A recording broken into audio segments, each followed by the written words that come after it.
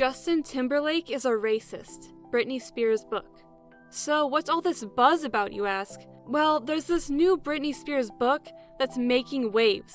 It promises to spill some significant tea, and it's got everyone talking.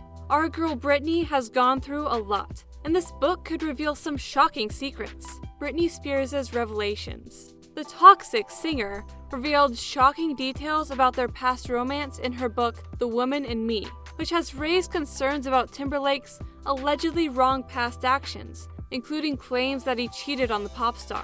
Spears also states in her memoir that she did, in fact, kiss choreographer Wade Robson when she was still dating Timberlake.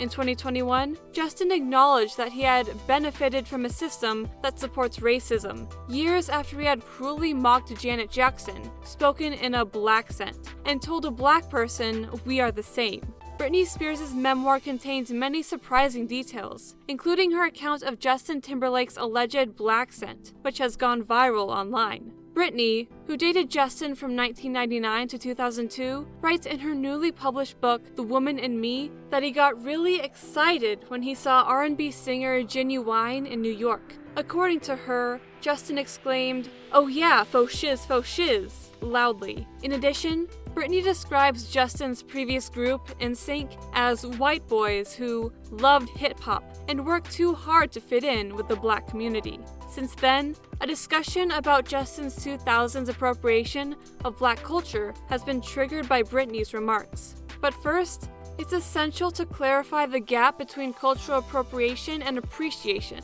Understanding and learning about a culture and its long history is broadly referred to as cultural appreciation, while cultural appropriation is what some have called cherry-picking, or choosing fashionable elements of a culture without accepting or focusing on their original significance. Justin Timberlake's alleged actions. Without a doubt, Justin was influenced by black culture. He spoke in a black accent, and his hair styled in cornrows, and worked with many well-known black producers and artists. He also spoke African American Vernacular English, AAVE.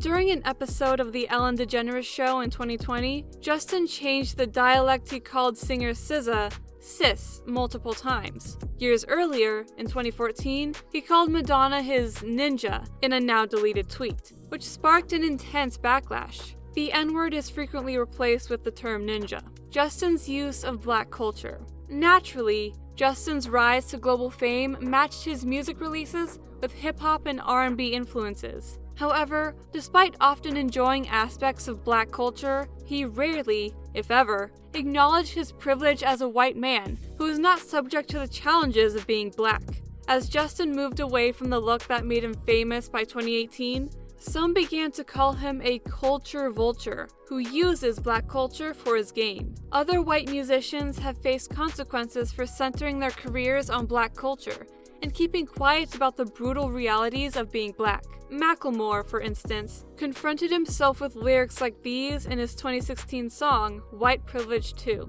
Justin's involvement in Janet Jackson incident. However, despite continuously writing off black people over the years, Justin has never held himself liable in any significant way. Most famously, he kept away from publicly defending Janet Jackson, following her well-known act of ripping off a portion of her costume and exposing her breast on live television during their Super Bowl appearance in 2004. After that, Janet's career took a severe hit, and while Justin's career flourished, and he was invited back to the Super Bowl several years later, Janet was publicly shamed and practically shunned by the music industry. Not only did Justin not stand up for Janet during this period, but by making light of the whole situation, he added to the general mockery directed towards her. He called the very incident "every man's dream" and ridiculed her in a 2011 show. Many were deeply offended by Justin's treatment of Janet, partly because he had always sided with well-known black musicians. Then, in 2018, Justin came across intense criticism after he tweeted that he was inspired by Jesse Williams' BET Awards speech, which included a discussion of cultural appropriation. Several online users urged Justin to address his prolonged silence about the struggles black people face and his inability to offer an apology for how he treated Janet. Justin's apology and fan reactions.